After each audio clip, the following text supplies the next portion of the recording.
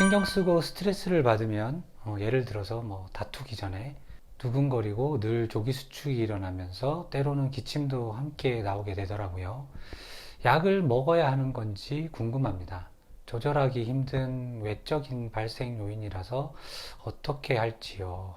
두근거리고 내려앉는 느낌이 있다고 해서 반드시 심실조기수축이다라고 단정할 수는 없습니다만, 심실조기수축이라고 가정을 했을 때 피할 수 없거나 돌반적인 상황에서 증상이 발생할 때 병을 알고 있는 상황에서는 두려워하실 필요가 없습니다. 왜냐하면 이 심실조기수축은 그때 증상이 지나가고 나면 괜찮거든요. 이미 증상이 일어날 가능성이 높은 것을 알고 계시고, 또 상황이 지나가면 증상이 없어질 거를 또 알고 계시는데 특별히 걱정하실 필요가 있을까요? 물론 증상이 심하시다면 약을 먹는 것도 도움이 되겠지만, 저 같은 경우 확실한 진단 이후에 심실조기수축에 위험한 경우가 아니라면 일단은 안심하시는 것이 첫 번째라고 설명을 드립니다. 이전 영상에서도 말씀을 드렸듯이 범인을 알고 나면은 뭐 공포영화나 스릴러 영화는 재미가 없어집니다. 왜냐? 무서워할 필요가 없거든요. 안심하시는 게 1번일 것 같습니다. 심실조기수축을 진단받았습니다. 운동을 해도 될까요? 많이 받는 질문입니다. 대부분의 심장질환에서 운동의 강도는 질환별로 조절을 해야겠지만 대체로 도움이 되고요. 특히 심실조기수축까지 위험성이 매우 낮은 부정맥의 경우에는 운동에는 전혀 지장이 없습니다.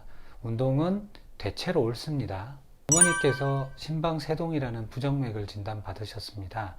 약을 처방받으셨는데 어떤 부작용이 있을까요? 드시는 약의 종류에 따라서 각기 다른 부작용이 있을 수 있겠습니다. 지금 무슨 약을 드시는지는 제가 알 수가 없습니다만, 만약 항부정맥제를 복용하고 계시다면 대표적으로 서맥이라든지 그에 따라서 어지럼증 등이 발생하실 수 있습니다. 심방세동의 경우에는 가장 위험한 합병증으로 뇌경색증이 발생할 수 있기 때문에 대부분의 환자분들께서 항혈전제라는 피물 키는 약을 복용을 하실 건데, 이 약을 복용하시게 되면 출혈이라는 부작용이 있을 수 있기 때문에 각별히 유의를 하셔야 되겠습니다. 심박수를 재보니까 하루에 여러 번 100번 넘게 뛸 때가 있었습니다. 또 어떤 때는 56회, 57회로 뛸 때도 있고요.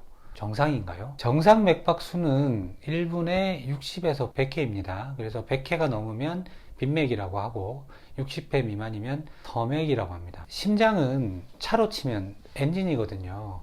그래서 필요에 따라서 때로는 빨리 뛰기도 하고 특별한 활동이 없을 경우에는 느리게 뛰기도 하면서 그때 쉬기도 하거든요. 특별한 증상이 없고 횟수가 아주 빠르거나 아주 느리지 않으면 그냥 정상이라고 봐도 무방하기 때문에 크게 걱정하지 않으셔도 되겠습니다.